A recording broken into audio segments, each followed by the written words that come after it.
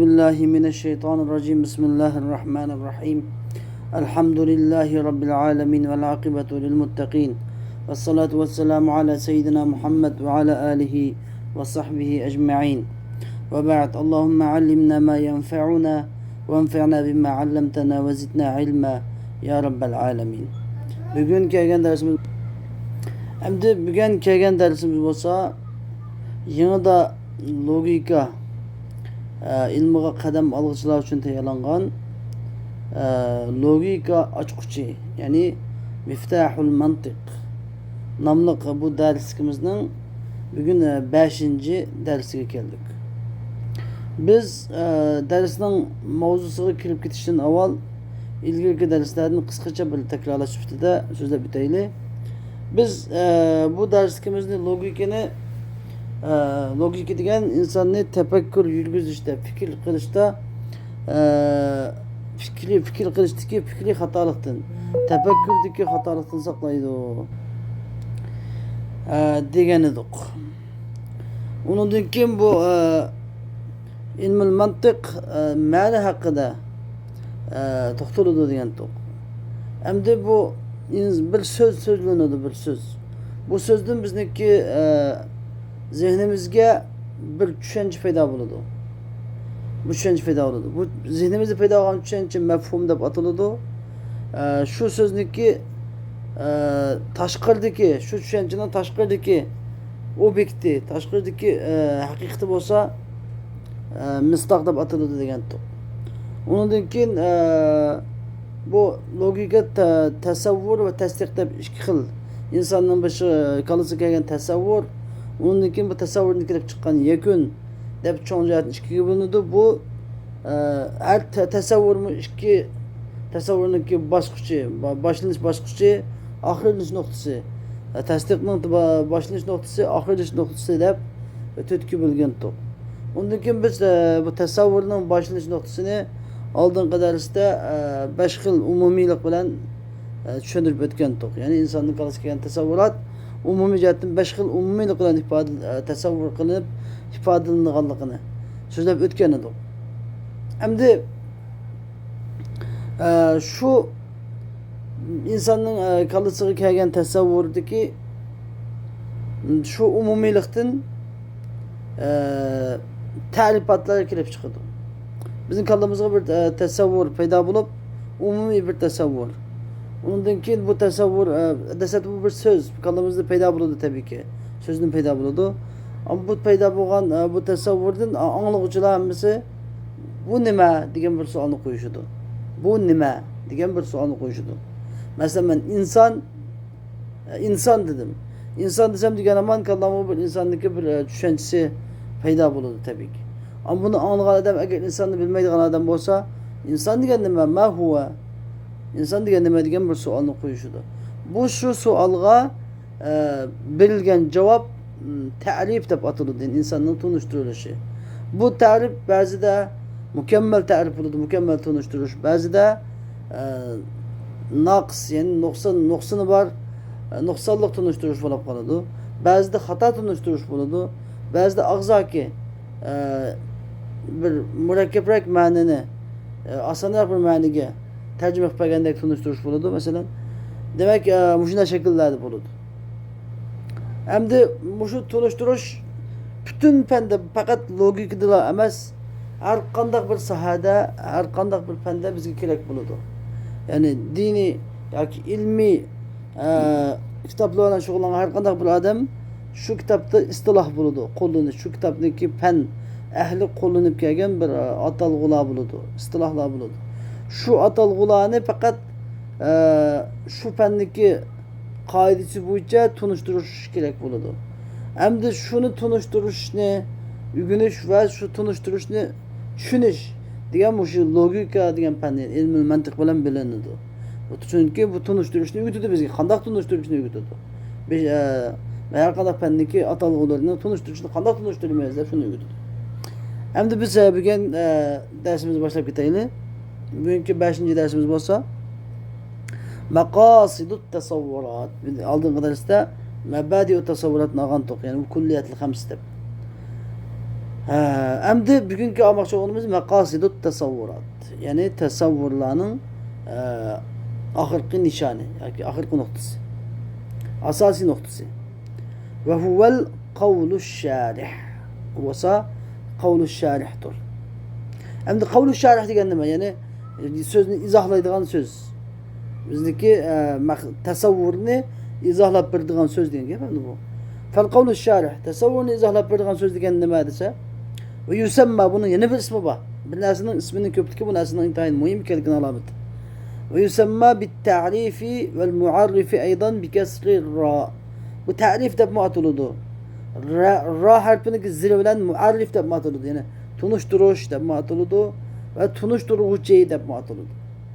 Hem de bu muarrif diyen ne dese, ta'rif muarrif diyenimiz ma kanet ma'rifetuhu sebeben في معرفة المعرف بفتح الراء تعريف تجان يعني تعرفني بلش تعرف قانون غوتش يعني تونشتروشني بلش تونشتروشني بلشكا سبب بولدغان ناسا ما شو القول الشارح ده وطلده مثلا كالحيوان الناطق في تعريف الإنسان مثلا إنسان ديان سوزني bir insan degan bir so'z so'zlandi. Qalbimizga umumiy bir hukm paydo bo'ldi. Tasavvur. Undan keyin anglaganlardan birisi ma huwa deb savol so'rashdi. Agar insonni bilmaydigan odam bo'lsa, inson degan nima degan savol kelsa, shuni tunishtirishda inson degan al insanu hayvanun natiq dedik. Mesela inson degan angliq jonliqdir. Tafakkur qila oladigan angliq jonliqdir desak, mana فإن معرفته ديان مشو حيوان ناطق ديان مش تعرف نبلش نوزي ما في معرفة الإنسان إنسان ديان نبلش كا بالسبب شبله دو خوش أمده مش هذا إنسان ديان حيوان ناطق تبني مقدر تنشتردق تعرف قدر مش ده نمده في حيوان ناطق تب تعرف قدر بنا تعرف تدك تنشتردق ديان نبلش جن بنا تبي كي تفصيلات شو مشكلة أما مش تعرف القول الشارح تبقى تلدغان تعريف تبقى تلدغان مؤلف تبقى تلدغان وش بالناس اللي تونشترما باش قسم وبلندو وباش قسم بلدو بالحد تام عند حد تبقى تلدو من هنا باسم حد تعرفني هنا باسم حد تيجان تونشترش تيجان اسمه حدود تنشقان بها حد حدود تنشقان حدود تيجان شك شغلا تيجان يعني bu حد تونشترش بخد بالشك شغلا وخشيدو يعني مشو tunuşturulğucunun bu tunuşturulğucunun bir çigirasıga çigirası okşaydı. Çigira bulup yani bu tunuşturulğucunun ki büleklerinin boğmagan tunuşturulğucu tavam mesnesini kirgizmeydi. Tunuşturulğucuga tavam boğan nesini çıkırıp etmeydi. Muşun için had dep çigira olmuş cihetten çigira okşaganlık için had dep isim koyulgan yani o mesela tarif deyen gibi yani. Tunuşturma. Bu tunuşturuş haddun tam. Böyle kamil tarif. İkincisi haddun naqs. Yani naqs nuksunu bir tarif. Yani bir resmun tam. Yani bir resim de batıldı. Birisi tarif had de batıldı. Tarifniki bir kısmı had yani bir kısmı resim de batıldı. Yani bir hakiki tarif. Teglep kılınan tarif yani bir yüzaki tariftir. Yüzaki dediğin resim kudu bir resimdek. Suret teklenmez. Yüzaki tarif de batılıdı. Ve resmun tam. Kamil resim yani kamil yüzaki tarif yani bir ve nakıs. Resmun nakıs. Nakıs boğan kam boğan yüzaki tarif. Beşincisi ve tarifun bil lafız diyen ağzaki tarif. Yani ağzaki tarif diyen hem tabii ki tarif hem ağzaki donuşturuldu hatta ağzaki ağzaki diyeni فقط لما نملك لازم bu tarifin bil lafz tarif lafzi de meşhur bu bunu düşündürmemiz demedik. Evvelen biz fel haddut tam ne tunuşturup biteyle. Biz lazım haddut tam mı tunuşturmamız? Çünkü her kadar bölümde bir söz degen istilahlarını tabii ki biz tarif kılışka tunuşturuşa muhtaç. Fel haddut tam degenimiz huwa at-ta'rifu bil cinsi vel fasl al qaribayn. Haddut tam yani kamil tunuşturuş diyen yani o cins bilen ve yakın boğan yani bil cinsil qarib vel fasl qarib yakın boğan cins ve yaqin bo'lgan fasl bilan tunishtirishni nima deb ataladi? Haddut tam deb ataladi. Biz bu oldingi darsda nimaga insonga nisbatan masalan hayvon degan yaqin jins, nami degan o'tirhal jins, jism degan yiroq jins deb ilk darsda olgan edik esingda bo'lsa. Endi fasl degan hammaga insonning mohiyatiga dalolat qilgan fasl bo'ladi. Ba'zida boshroq dalolat qilgan, yiroqroq dalolat qilgan fasllar bo'ladi.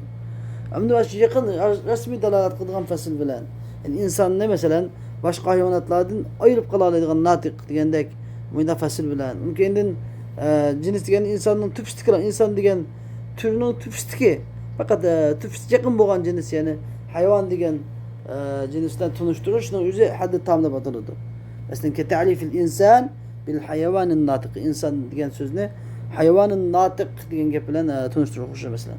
Bizdagi inson degan ongliq fikr tafakkur qila oladigan jonliqdir degan so'zimizda hayvon degan insonning usti faqat insonning ustidagi bir usti. Bu cins deb ataladi. İnsan nisbatan hayvon degan cins deb ataladi.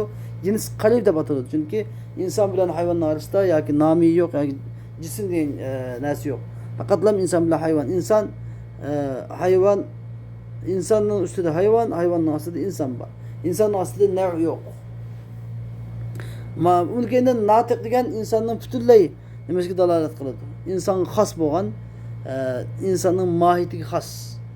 İnsonniki kulliyun zati bo'ladi bu. Natiq deganimiz bu insonning butun vujudiga dalolat qiladigan narsa. Yani angliq tafakkur qila oladigan degan gapni o'zi insonning butun vujudiga dalolat qiladigan mukammal bir fasl bo'ladi. Mana bu shu ikkisi bilan bizga inson degan bir so'zni tunishtirgan bo'ldik. Demak, shunda qaraydigan bo'lsak, so'zlar hammasi kulli. İnson degan bu kulli, hayvon degan bu kulli, natiq degan bu kulli, hammasi kulli. Endi bu kullilar yani umumiylik, umumiy so'zlar, umumiy hukmlar bilan. Bu shu kullilar bilan biz nima tunishtiramiz? İnson degan bir so'zni tunishtira olamiz. Yani biz juz'iy gap bilan tunishtirish qilib bo'lmaydi. Avvalan cho'qim kulli gap bo'lish kerak. Kulli. Vel haddun naqis. Endi had naqis degan yani kam bo'lgan ta'rif. Nuqsini bor ta'rifiga qanday ta'rif desa, huwa ta'rifu bil fasli wahdahu. Endi men cins bilan fasl har ikkisini keltirmay, yolg'iz faslni g'alam keltirib ta'rif qilsam, masalan bir ma'noni. Yoki ta'rifihi bin natiqi faqat masalan. Ma huwa inson degan nima deb savol kelsa, inson degan insonu natiqun deb qo'ysam, inson degan angliqdir yoki tafakkur qiluvchidir deb qo'ysam, bu nuqsini bor ta'rif bo'ladi. Hayvon degan jonliq degan gapni qatmasam, insonning jonliq ekanligi va tafakkur qila oladigan ekanligi degan ikki komil mohiyatining birisi tushib qolgan bo'ldi. Shu tarafdan naqslab qoldi. Aw bihi ma'al jinsil ba'id yoki fasl bilan va jins ba'id bilan. Cins insonga nisbatan cins qarib bilan tunishtirmay, cins ba'id bilan tunishtirsa masalan, ka ta'rifi bil jismin natiq masalan. İnson degan ma huwa al-inson desa, al-insanu jismun natiqun, hayvonun natiq demay, jismun natiqun deb naminin tubsiga chiqib o'tirganini keltirib, yiroqni keltirib qo'yganligini o'zi buni deb ataladi had naqs. Yani bu xuddi bizniki tilimizda siz masalan o'rta Osiyolik odamdan birisi, yana o'rta masalan O'zbekistonlik odam, Turkistonlik odamga siz qayerdan deb so'rasa, men yer sharidan deb javob bergandek gap. Yani bu tunishtirishda masala bor degan gap. Va rasmut tam. Xo'sh, endi biz had tam, had naqsni bilib bo'ldik. Endi rasmut tam, rasm naqs. Rasmut tam yani yuzaki to'liq tunishtirish. Yuzaki mukammal tunishtirish. Yuzaki tunishtirish degani bo'lsa, huwa ta'rifu bil jinsil qaribi vel xassa. Endi buni da biz kulli jins qaribni bilib bo'ldik. Jins qarib degan hayvon degan insonga nisbatan hayvon degan so'z jins qarib tabii. Xassa deganimiz biz kulliyatul xamsda kullini 5ga bo'lgan edik. Bu kulli zati, kulli aradi. Kulli zati, kulli aradi deb ikkiga bo'lgan. Kulli zati masalan hada jins nav' fasl deganlar kulli zati bo'lgan edi. Kulli aradi deganimiz aradiyul xassa, aradiyul am deb ikkiga bo'lgan edi. Endi shu aradiyul xos bilan va jins qarib bilan. Aradiyul xos degani masalan Dahik degan Arabiyal xos dedik insonda bo'lsa. Ilgirki ders bak muhim bu şuna nispeten. Unundaki cins kalipteki hayvan. Aynı mesela insanı tanıştırmak olsam كتعريف الإنسان بالحيوان الضاحكي. İnsan degen nima dese insan degen külgüçü canlıktır. İnsandan külü degen canlıktır dese mana bu şerdeki insanın külüş degen bir sıfat insan has bolgan bir nima hadise bolgan bir sıfat endi bu. İnsandaki mahiyeti bar bolgan bir insanın vücudiga dalalat qilmaydi bu faqatlam insandagi bir sifatga dalalat qilgan bir hadise. Mana bu şunu lekin insan has ama başka hayvanatlar külmeydi mesela. İnsan has bolgan bir hadise bolganligi uchun bu şunda tunuşturuşning üzerine yani insandaki zatığı çökmeyi belki insanın zatığı çökmeyi bes insanın payda bolgan hadiseler hakkında söz dese bu nima bo'ladi resim bo'ladi resim yani yüzaki tunuşturuş. Hem de Allah Azze ve Celle'nin sıfatlarında mı akide ulemalar hemmesi resimnin ornunda dedi. Resim demeydi. Resmin ornunda Allah Teala'nın her bir sıfatını tanıştıran vakti da mesela resim sıfatını tanıştırıldı. Yani bu yüzaki tanıştırır. Çünkü Allah Teala'nın zatı, künhi, sıfat, künhini, Allah Teala'nın tek mahiyetini Allah Teala'nın başka hiç kandak bir mahluk bilmeydi. Şu sebepten fakatlam taşkı yüzaki cihetten tunuşturuş elip vardıgan gap. Şunu resim dep atab resimnin ornu da dep ataydı. Akide ulemaları. Hem de dördüncüsü resmun naqs. Resmun naqs ne demekse? Resmun naqs diyen bil khassa. Nima khas fakatlam yalnız khassa bilen yani aradiyul khassa bilen tunuşturuş. Buna dedim yok. Cins yok. Cins karib mi yok, bahid mi yok. Khaslarla tunuşturuş.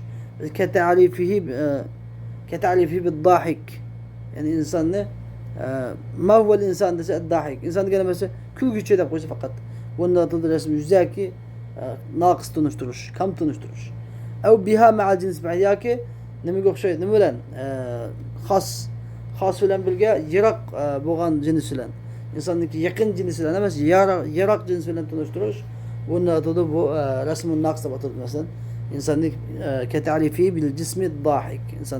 İnsan diyen ne dese bu kül gücü bir cisim doğru. Da koysa bu ne resmin naqs da batırıldı. Bil hayvanı dahik demeyi bil cismi dahik de insan nispeten yirak boğan cins bilen tanıştırışının üzümü khassa bilen ve yirak boğan cins bilen tanıştırış resmin naqs da batırıldı. Ve emme ta'rifu bil lafz emde biz ağzaki lafz yani lafzi tanıştırış ağzaki tunuşturuş tefelaka. Da koyduk. Ama tarif bil lafz bilen boğan yani lafzi tunuşturuş diyen. Fehuve en tubeddile lafza bi lafzin muradifin lehu eşhara minhu. Sen bir söz ne? O sözün meşhurak boğan yani bir manidaş boğan sözge almasturuşunun üzü ne batılıdı? Tarif bil lafz da batılıdı. Yani bir söz ne? Aşı sözündeki yeni bir manidaş sözü var. Aşının meşhurak boğan manidaş sözüyle tarif kılgın onun üzü nema tarif lafzıyla batılıdı. Mesela كتعريف الغضنفل بالأسد. Anladın? Mesela غضنفل diyen gap mı şir diyen gap. Ased diyen gap mı şir diyen gap. Ased diyen şirketini hemeden biliyordu. غضنفل'ın şirketini hiç kim bilmeydi. Muşinda tunusur koşne tarif lafzıyla batılıdı. Hoş emde bize bu tunuşturuşun kimi şartları var tabii ki. Şartsız hiç kandaş olmaydı. Bu şartlar üçgende tunuşturulur buludu. Bu şartlar tunuştuğa vaxtida onun kendi bu doğru şart buludu. Doğru tunuşturuş buludu. Doğru tarif buludu. Buna şartlar olsa fe şartu sihatil muarrif. Yani bu tunuşturucunun ki doğru buluşunun şartı birinci ey yekune muttaliden munakisa. Bu muttalit buluşu munakis buluş gerek. Muttalit diye munakis diye muttalit tunuşturur. Muttalit diye'miz yani ey cami'an li efradil muarraf. Yani tunuşturulgan narsının parçalarını, böleklerini hemen ölçügen buluşu, toplagan buluş gerek. Mani'an min duhuli gayriha. Munakis manası yani aşu tarif kılınğıcı, tunuşturulğıcındaki böleklerinin gayrine bu tunuşturulğıcının içine kirip karıştın tusap duruş gerek. Yani muttalit, munakis buluş gerek. Yani cami'an, mani'an. Mesela ketarifil insani bil hayvanın natık mesela. İnsan ne? Hayvanın natık da tunuşturursak bu ma tunuşturuş cami'an mani'an tunuşturuş oldu. Yani مضطردا منعكسا.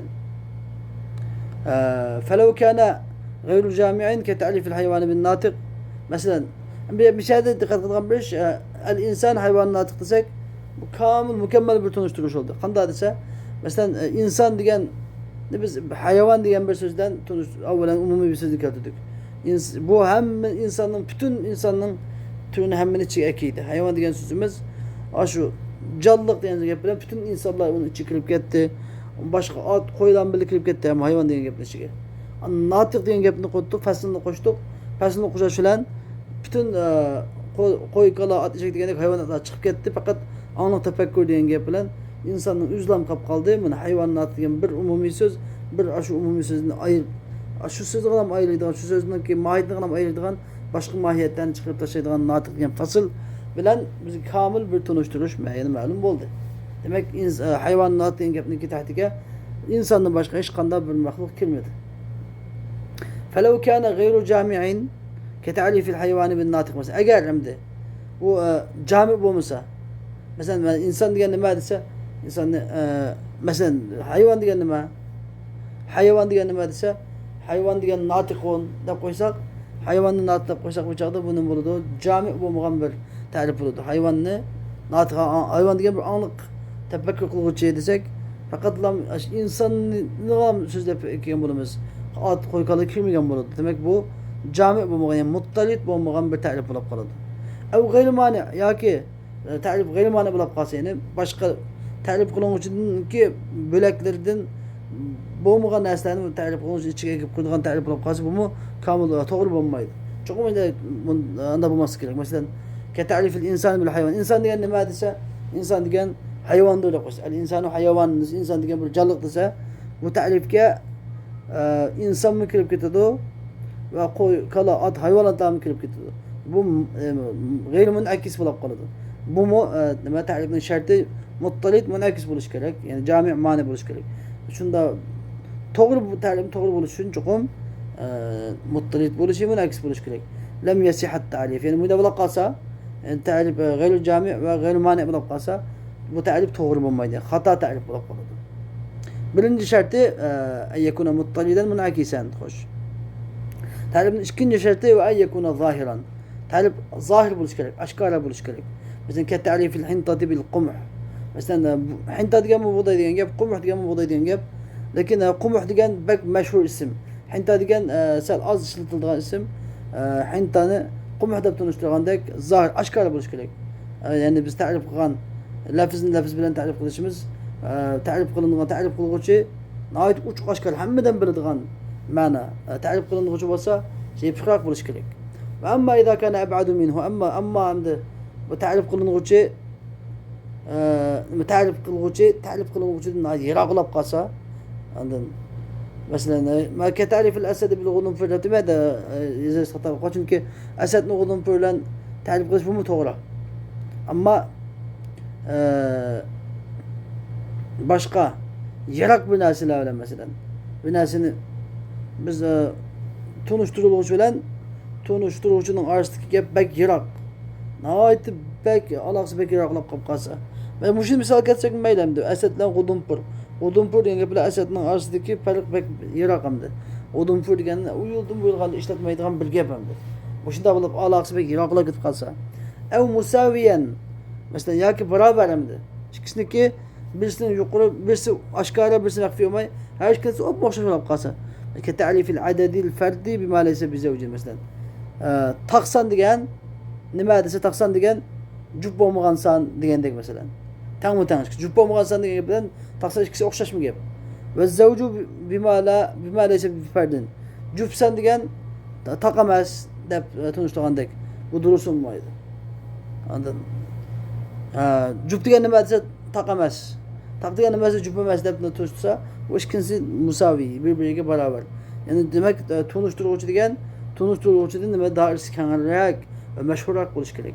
Okşaş yapılıp kastınız çok olmaydı. Ve alla yekune bil elfazin mecazi amde. Üçüncü şart olsa mecazi lafzıyla böyle bakılması gerek. Min gayri karinetin tuayyunul murad. Murad maksat ne? Muayyerleştirip bir karinesiz boğan mecazi sözle bakılması gerek. Yani eğer bunun ki karinesi olsa Mesela süpütü olsa mesela. Bu bulabilirdi mesela. Ketarifil belidi bil himar. Bir adam belid diyenle belid depti. Belid ma huvel belid depi kimse olsa belid diyen himar dep koptu mesela. Belid diyen döt diyen gep. Himar diyen işek diyen gep. Bir adam hem de belid depti. Ma belid diyen dese himar dep tunuştu. Yalğız yani kalinesiz tunuştu. Bu kalinin ma bu doğru olmaydı. Bu tunuştur doğru olmaydı. Yani fe in vucidet kaline ama şu himar diyen gep ya belid diyen gep ya إن بقاسة بقليل نسبة بقاسة يتحرز بها عن المعنى الحقيقي يعني أنا حقيقي ما نستن نسقلب قلد غمر قليل نسبة يقنب بقاسة وجاء تعريف تغرب مثلا كتعريف البلد بلد ديان سوسنا حمار يكتب خد يصدق شيء كم ما هو مثلا يعني دوت كم بو خد يزال غم دوت كان ديان ما نبل دردو شو جاء تغرب أنا مثلا بتعريف أما هنا بشرط بوسات شرط مثلا ولا يتوقف معرفته على معرفة المحدود أمده تعريف قلنغوچunu bilish ta'rif qilg'uchi bo'lgan ta'rifni bilish ta'rif qiling'uchini bilishga bog'liq bo'lib qolmasi kerak. Ya'ni biz ta'rifni bilish uchun ta'rif qiling'uchini bilsak, an ta'rifni biladigan bo'lmasi kerak. Yani bir-biriga bog'liq qolmasi kerak. Ka ta'rifil adadil fardi bima taqaddam aksi. Masalan, adadil fard degani nima, taqson degani nima desa jub bo'lmag'ini, jubsan degani nima desa taq bo'lmag'ini degandek. Biz taqsonni bilish uchun jub bo'lmaganini bilishimiz jub bo'lmag'ini bilishni taqsonni bilish kerak degan. Masalan, birisi bizga bog'liq bo'lib qolsa, bu davr deb ataladi. Davr. Bu nima u chaqda? Bu logikalik xatolik kelib chiqadi. Bu ta'rif bunday bo'lsa, ta'rif bo'lmaydi. Onun kendi ve alla yakuna bil alfazil mushtaraka min gayri qarina. Yani qarinisiz mushtarak lafzlar bilan bo'lmasi kerak. Mushtarak lafzlar yani ko'p ma'noli so'zlar. So'z bir dona lekin ma'nosi ko'p so'zlar bor. Lekin shu ko'p ma'nolarga dalolat qilgan qarina. Uniki bir qo'shnisi yo'q holatda bo'lib qolsa, bu nima bo'lib qoladi? Bu ta'rif xato bo'lib qoladi. Masalan, ka ta'rif fi shamsi bil ayn. Biz kun degan gapni biz shams degan gapni ayn degan gap bilan tunishtirsak. Mesela ma huwa şems yani ayn köz deb. Fa in wujidat qalina. Mush xato olib qoladi. Agar bu qalina bo'lsa, masalan, ki ta'rifa bil aynil mudi'a.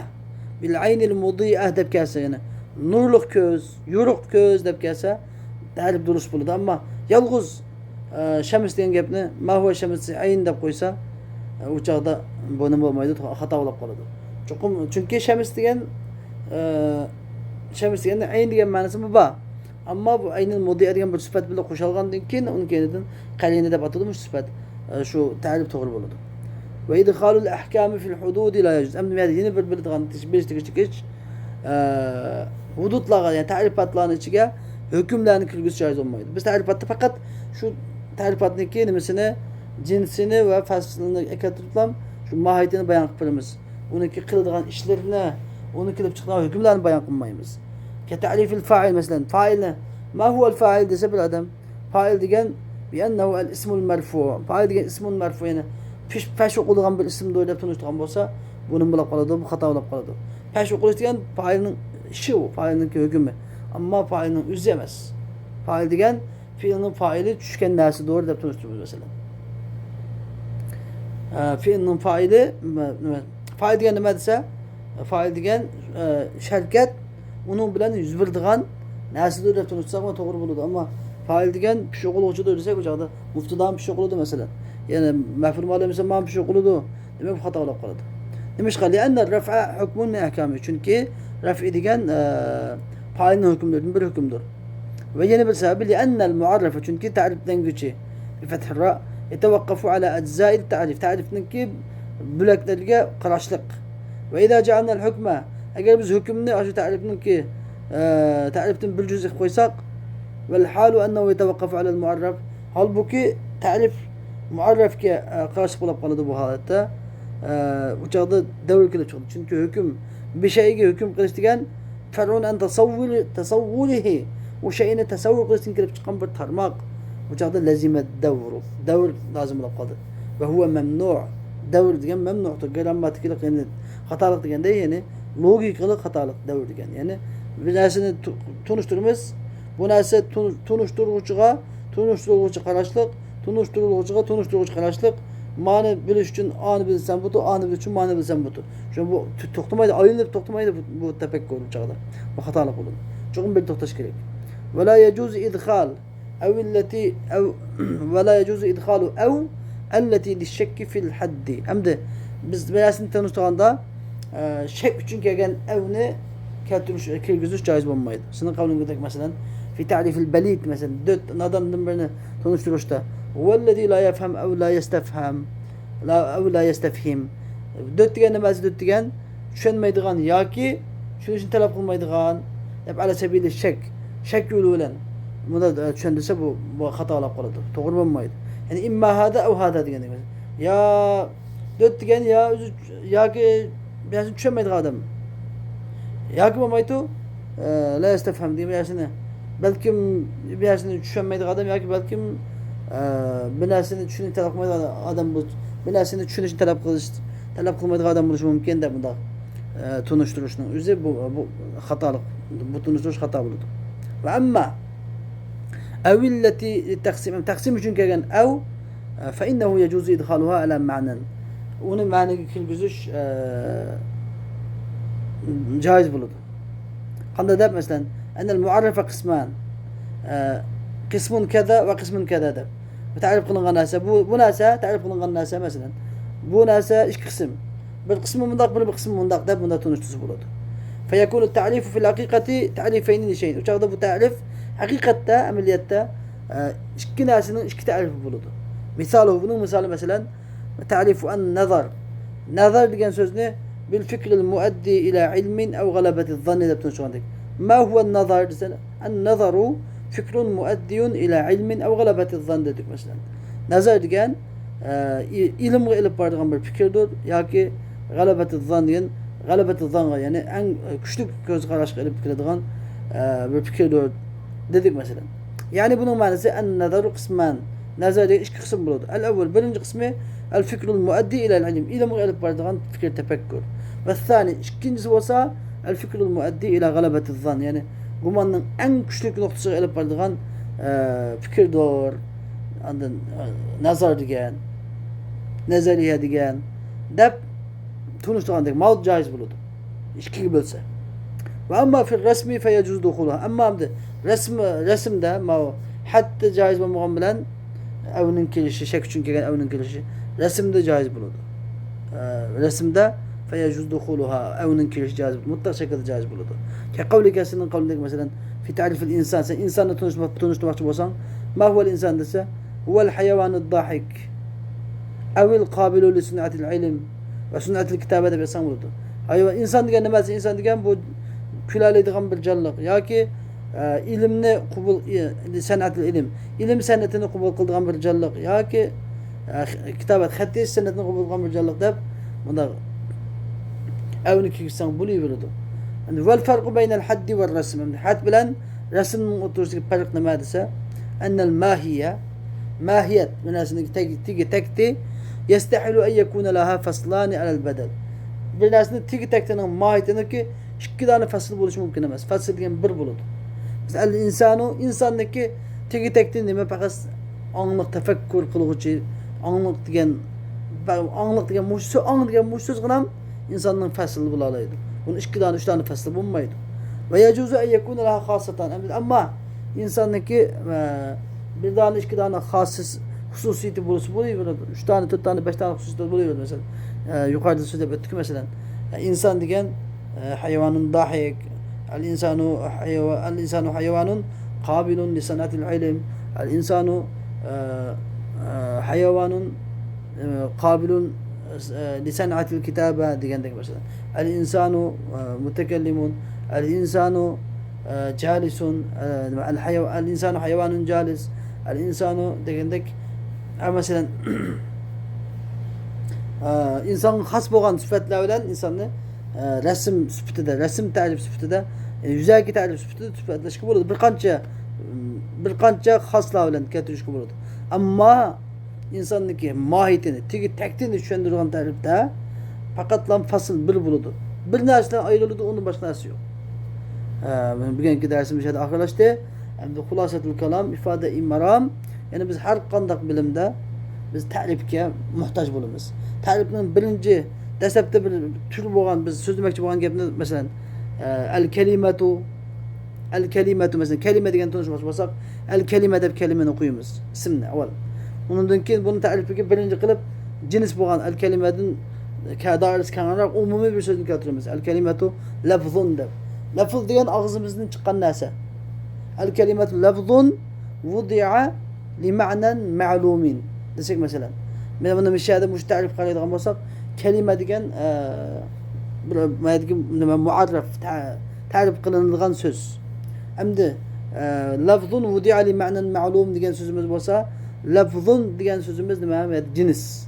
بالنسبة إلى الكلمة نسبة جنس وضع لمعنى معلوم ديgan nima fasl bo'ladi. Qanday fasl desa masalan lafzun degan so'zimiz degan umumiy bir so'z. Lafz degan so'zga og'zimizdan chiqqan gap, lafz degan ovoz. Og'zimizdan chiqqan gap ha ka deganda gapmi keladi, ma'nilik so'zlarmi keladi. Uning keyinidan wudi'a li ma'na ma'lum degan so'z fasl, ya'ni ayırıp çıkıyor ötede kalan mesela kereksiz sözlerini, işitilmegen sözlerini ayırıp çıkıyor ötede fakat ma'niga ega bo'lgan sözler ham qoladi. Kelime degan şu ma'nilik sözler doğru degan gap bilan biz kamil biz kelimeni tunishtirgan bo'ldik. Mana biz shuni nahv bilmadim qo'llanamiz, butun ilmlarni qo'llanamiz. Bu intayin muhim ders, bugungi ders. Va oxir davana alhamdulillahi robbil alamin.